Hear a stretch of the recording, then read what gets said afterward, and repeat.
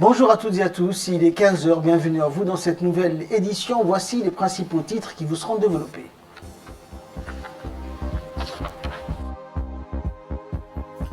Le président de la République regagne le pays après sa participation au sommet des pays non alignés à Bakou en Azerbaïdjan. Et en actualité nationale, réunion annuelle du Conseil national du travail, le CONTES. Et dans l'actualité internationale, en Syrie, la Turquie renouvelle ses menaces. Bonjour à tous. Le président de la République, Ismaël Omar Guelleh, a regagné hier samedi en début d'après-midi le pays à l'issue de sa participation au sommet des pays non alignés à Bakou en Azerbaïdjan. Auparavant, le président de la République avait pris part au premier sommet Afrique-Russie, un forum dédié à la mise en route d'un plus grand niveau d'échange entre les deux parties. Et après la Russie, le président Guelleh s'est ensuite rendu à Bakou, en Azerbaïdjan, où il a pris part à la 18e conférence générale du mouvement des non-alignés.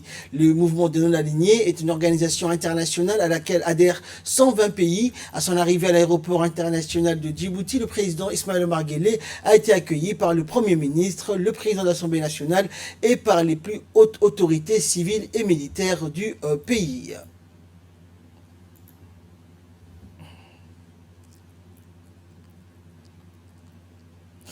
Et avant son retour à Djibouti, en marge de la 18e conférence générale du mouvement des pays non alignés à Bakou en Azerbaïdjan, le président de la République, Ismaël Omar Guelleh, a eu une réunion en tête-à-tête avec le président de l'Azerbaïdjan, Ilham Aliyev.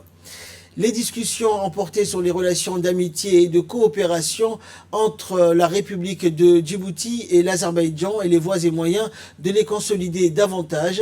Les dossiers d'intérêt ont été évoqués durant la rencontre des deux présidents, notamment la candidature de Djibouti au siège de membre non permanent du Conseil de sécurité des Nations Unies. Les deux pays entretiennent des relations solides dans de nombreux domaines, dont l'aéronautique. Le ministre des Affaires étrangères, Mohamed Ali Youssouf, l'ambassadeur de Djibouti en Azerbaïdjan avec résidence à Moscou, Mohamed Ali Kamil, ainsi que l'ambassadeur de Djibouti aux États et membres de Djibouti auprès des Nations Unies, Mohamed Ziad Doualé, ont pris part à la rencontre entre les deux chefs d'État.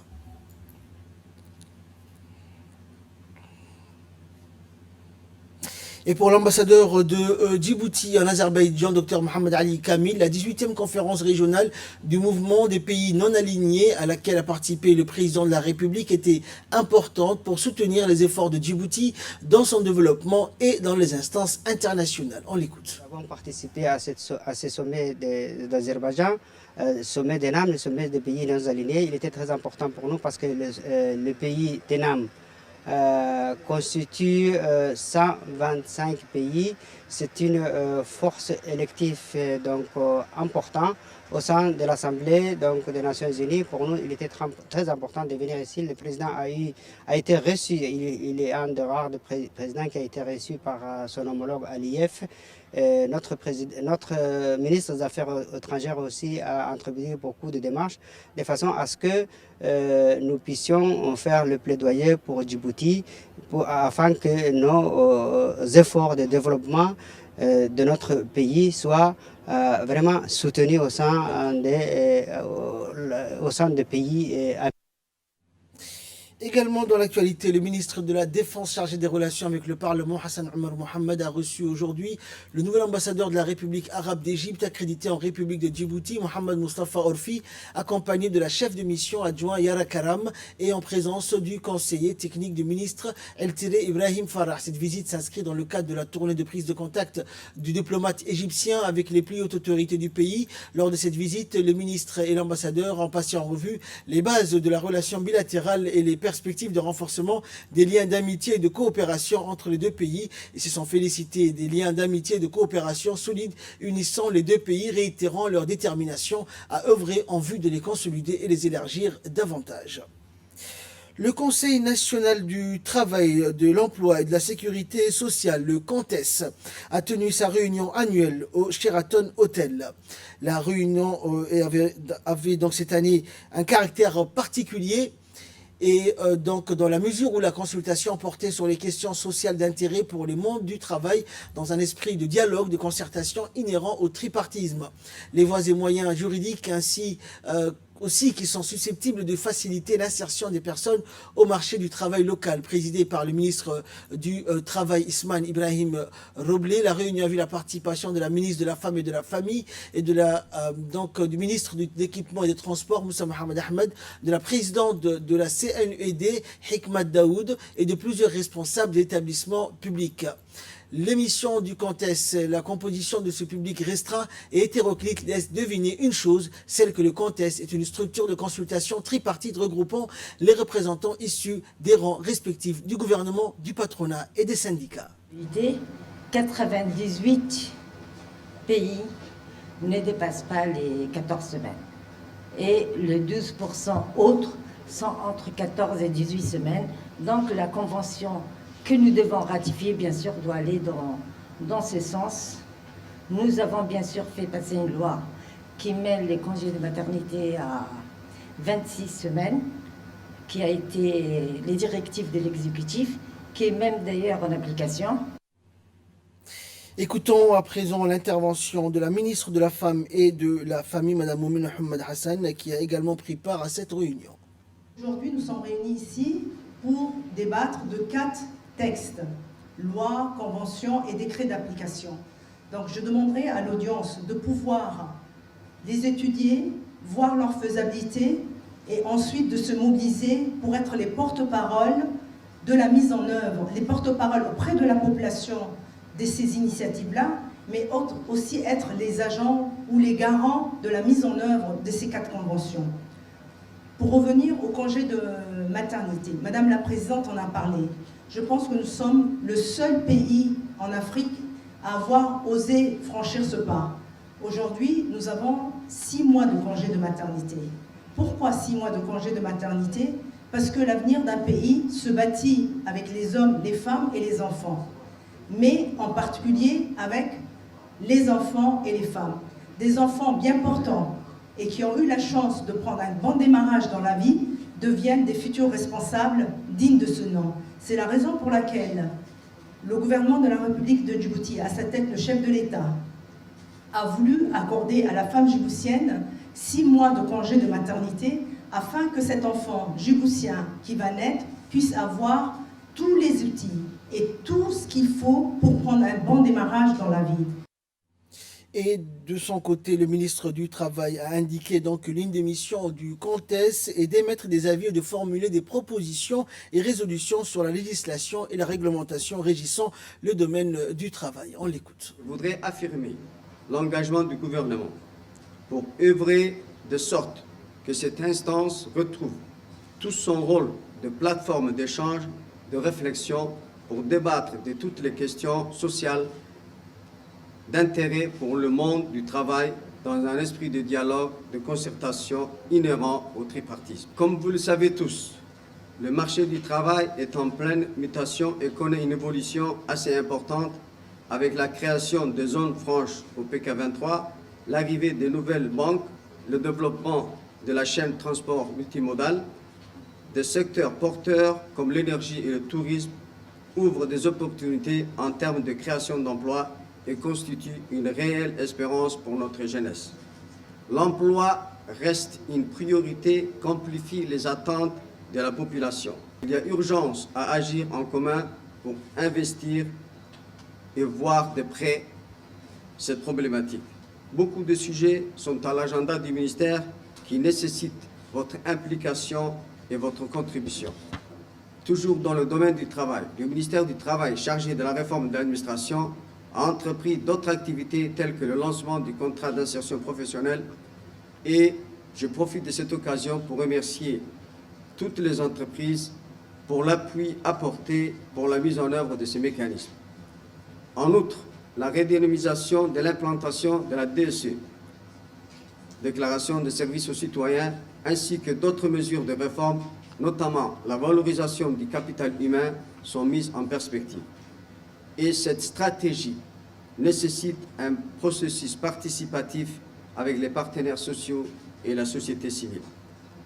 Pour cette session du contest, les projets de textes suivants seront à l'ordre du jour pendant vos 2 jours d'atelier. Un projet de loi portant ratification de la Convention 183 sur la protection de la maternité, un projet de décret fixant les portions de salaire soumises à des prélèvements progressifs et le taux y afférent, un projet de décret fixant les règles d'équivalence et enfin un projet d'arrêté déterminant les modalités de déclaration d'ouverture d'une entreprise ou d'un établissement de quelque nature que ce soit à l'inspection du travail.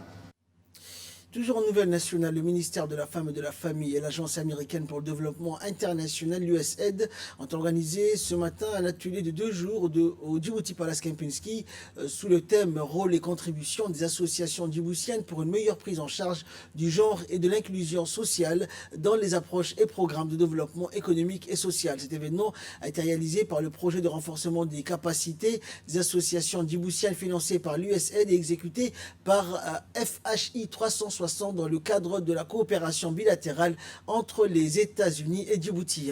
Le projet de renforcement des capacités des associations djiboutiennes, le PRECAD, s'aligne sur la vision Djibouti 2035 en mettant l'accent sur la bonne gouvernance et la consolidation du capital humain.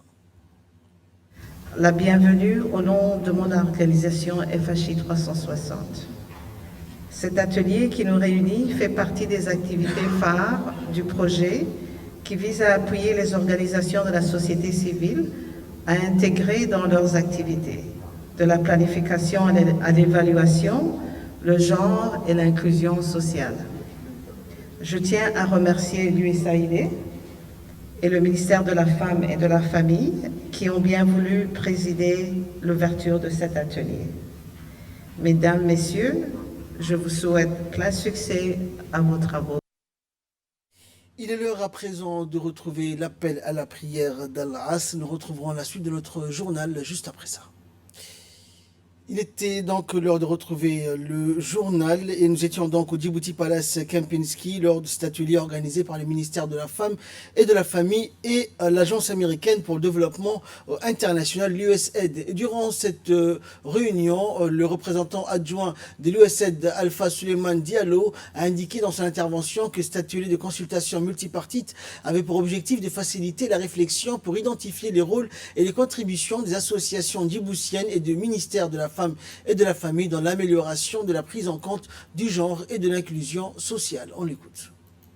Mesdames et messieurs, il faut remarquer que la prise en compte de la problématique genre et de l'inclusion sociale est marquée par des efforts déployés par le gouvernement de la République de Djibouti pour renforcer le statut, la position et les capacités des femmes et des personnes vulnérables.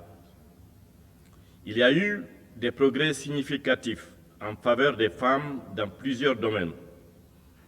Aujourd'hui, grâce aux efforts du gouvernement, les femmes sont en meilleure santé. Les disparités entre les sexes dans l'enseignement primaire et secondaire sont réduites. Leurs droits fondamentaux sont davantage respectés. Les violences basées sur le genre sont désormais punies par la loi. Elles sont davantage représentées dans les instances de décision. Toutefois, malgré ces avancées, les femmes, dans leur grande majorité, font l'objet d'inégalités liées au sexe. Elles continuent de subir de façon disproportionnée le poids de la pauvreté et de l'analphabétisme. Elles ont toujours un faible accès aux ressources et aux opportunités économiques. Elles sont encore nombreuses à mourir en donnant la vie. Et c'est les premières victimes de la pandémie VIH-Sida. Or, il est unanimement reconnu aujourd'hui que l'élimination de la pauvreté et l'instauration d'un développement durable ne pourront se réaliser sans l'éradication des inégalités liées au sexe qui privent plus de la moitié de la population de la pleine jouissance de leurs droits sociaux, économiques et politiques. Clôturant la série des interventions, la secrétaire générale du ministère de la Femme et de la Famille a indiqué que l'objectif recherché donc était de renforcer les associations djiboutiennes dans le domaine du genre et l'inclusion sociale pour les encourager à mieux s'impliquer et collaborer davantage avec le ministère et les directions des agences. On l'écoute. L'égalité genre et l'inclusion sociale sont au cœur de l'action gouvernementale. Depuis 2000, l'État a mis en place un cadre juridique et institutionnel progressiste sur le genre et l'inclusion sociale. Récemment, 2 nouvelles lois ont été promulguées. C'est la loi sur la parité et la loi sur les violences faites aux femmes. Le ministère de la Femme œuvre pour la mise en place de la loi sur les MGF. Il y a un mois, le ministère de la Femme et de la Famille avait œuvré dans l'évaluation à mi-parcours de la politique nationale genre et œuvre pour sa mise en place. En matière de textes, des lois ont été ratifiées et des textes internationaux. Aujourd'hui, la situation de la femme s'est améliorée, les égalités hommes et femmes commencent à réduire. C'est le début du changement qu'il faut maintenir et accélérer afin de parvenir à l'égalité entre les hommes et la femme. La Chambre de commerce de Djibouti, en collaboration avec l'ambassade d'Allemagne à Djibouti, a lancé officiellement aujourd'hui le Djibouti Business Guide. Cette importante cérémonie s'est déroulée en présence du président de la Chambre de commerce de Djibouti, Youssouf Moussa Dawale, de notre ambassadeur en Allemagne, Adel Mohamed Leita, du secrétaire général de la Gorfa, Abdelaziz Al-Mikhlafi, et de l'ambassadrice d'Allemagne à Djibouti, Anke Holstein. Ce guide des affaires aura un impact significatif sur le développement de l'investissement étranger à Djibouti. Cette cérémonie qui a vu la participation de plusieurs représentants du gouvernement témoigne de la volonté manifeste des autorités djiboutiennes de contribuer au renforcement de la coopération entre Djibouti et l'Allemagne et également de la disponibilité de tous les acteurs à agir en faveur de la facilitation de l'installation à Djibouti d'investisseurs privés allemands. Énormément de travail y a été impliqué, il est très complet, il est très substantiel. Il peut vraiment guider les compagnies allemandes qui sont potentiellement intéressées à Djibouti de venir ici. Le fait que le guide a été fait par la Chambre germano-arabe montre que le Djibouti est en effet un pont entre l'Afrique et le monde arabe, représentant les meilleurs côtés des deux. Une terre de rencontres et d'échanges. Et pour sa part, le président de la Chambre de commerce de Djibouti, Youssouf Moussa Dawale, a indiqué que Djibouti, donc à travers ce guide, permettra de faciliter l'accès du marché européen vers le marché du monde arabe. On l'écoute. La Chambre de commerce se félicite de cette collaboration sur l'édition du Djibouti Business Guide. Et nous sommes persuadés de l'impact qu'aura ce guide sur le développement de l'investissement étranger et en particulier allemand à Djibouti. Mes chers collègues, nous remercions aussi, encore une fois, à l'occasion de ce lancement du guide, les personnes qui ont bien voulu contribuer à cette belle initiative. Permettez-moi également de remercier les hauts responsables représentants du gouvernement et des institutions publiques d'assister aujourd'hui auprès de nous à ce lancement. En particulier, je remercie le secrétaire général de la présidence qui est parmi nous, mais aussi le représentant de l'autorité du port et des zones franches ici présent. Aujourd'hui, je vous accueille en ma qualité de président de la Chambre de commerce de Djibouti, mais aussi en ma qualité de président de la Pan-African Chamber of Commerce, pour que nous puissions faire de cette guide une image véhiculée d'une Afrique ouverte aux échanges, à la communication et avec les investisseurs étrangers, et à intensifier l'investissement à l'intérieur du continent, de continuer à travailler sur le développement d'une zone de libre-échange favorisant le commerce intracontinental. Toujours nouvelle du pays, le préfet de la région d'Ali Sabié, Moussa Al-Migane, a entamé une tournée de prise de contact et de travail au village de Guestil, dans la sous-préfecture de Ali Adé. Le préfet, accompagné d'une forte délégation, a été accueilli chaleureusement par le sous-préfet Chabran Daher, les habitants du village. Il s'est ensuite entretenu avec la population et d'évaluer donc tous les aspects d'ordre administratif, éducatif, social, sanitaire et sécuritaire. Au cours de ses déplacements dans ces localités rurales, le préfet Moussa Al-Migane toujours accompagné du préfet adjoint, du directeur de l'hôpital régional et de l'inspecteur régional de l'éducation, du chef du corps de l'armée BIAS, donc des forces armées djiboutiennes, le colonel Abdelwasser Ben Mohamed, du chef de détachement de la police et du chef de détachement régional de la gendarmerie. Le nouveau préfet a d'abord remercié la population de Guestil pour son chaleureux accueil, puis a évoqué le but de sa visite. Et c'est tour à tour que les notables ont pris donc la parole. Ils ont souhaité la bienvenue au préfet de la région d'Ali Sabié. La délégation a visité par la suite différents services comme l'hôpital ou encore l'école primaire. Le préfet de la région d'Obok, Abdelmalik Mohamed de Banoïta, a effectué dans la journée du mercredi 22 au jeudi 23 octobre dernier des tournées de prise de contact dans les villages proches du chef-lieu, accompagné du président du conseil régional, des élus locaux de ces villages. Et c'est par les localités de Delayaf, Orobor, se trouvant sur le corridor, que la tournée de ces délégations a débuté. Et durant la seconde journée, la délégation s'est rendue à Assassan, une localité donc située à une quinzaine de kilomètres au nord du chef-lieu de la région d'Obok. Il était question de rencontrer les communautés et constater de visu la situation des infrastructures existantes et celles en cours de réalisation. Après les accueils chaleureux réservés par les populations de chaque village, des échanges constructifs et fructueux ont eu lieu entre les deux parties sur plusieurs points. À l'issue de ces échanges, il a été décidé de renforcer la future collaboration et de la mettre en place un mécanisme de priorisation des besoins dans le but d'améliorer leurs conditions de vie et de réduire la vulnérabilité. Ces tournées se sont déroulées dans un climat convivial et de respect mutuel.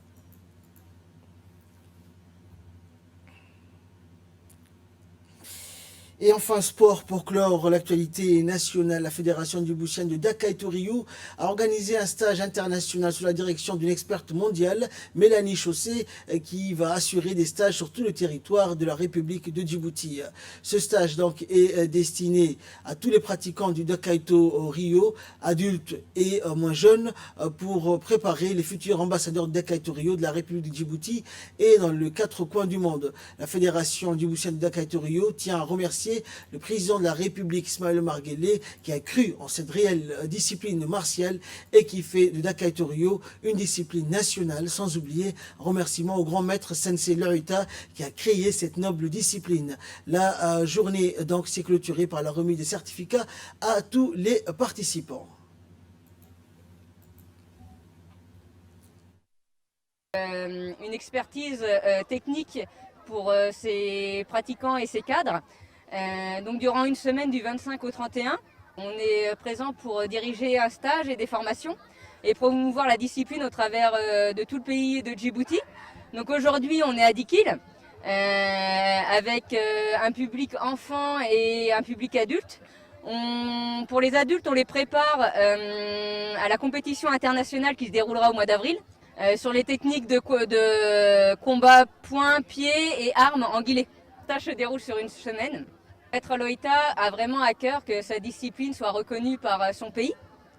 Et vraiment, grâce au décret qui a été promulgué par le président de la République, Ismaël Omar Guelleh, cela a permis de donner un plus gros poids au Dakai Touriou, qui est reconnu au travers le monde entier. Et Maître Loïta vraiment remercie le président de la République, son Excellence, qui a cru en la discipline. On remercie le préfet de Dikil de nous accueillir, car le préfet de Dikil met beaucoup de moyens pour le Dakai Touriou. Et là, nous passons à ce qui fait la une de l'actualité internationale. En Syrie, la Turquie renouvelle ses menaces. Recep Tayyip Erdogan s'est de nouveau fait menaçant hier. Le président turc a appelé les forces kurdes syriennes à s'éloigner de la frontière turque avant la date butoir de mardi prochain. Faute de quoi, il compte servir, selon un accord scellé avec la Russie à Ankara, à suspendre son offensive pour que les Kurdes quittent la bande frontalière. Cette deuxième menace, Recep Tayyip Erdogan l'a adressée aux Européens qui l'accusent de ne pas avoir versé toutes les aides promises à la Turquie pour prendre en charge les réfugiés. Pendant ce temps, la Russie, qui joue un rôle clé en Syrie, a déployé sa police militaire pour veiller au retrait des Kurdes.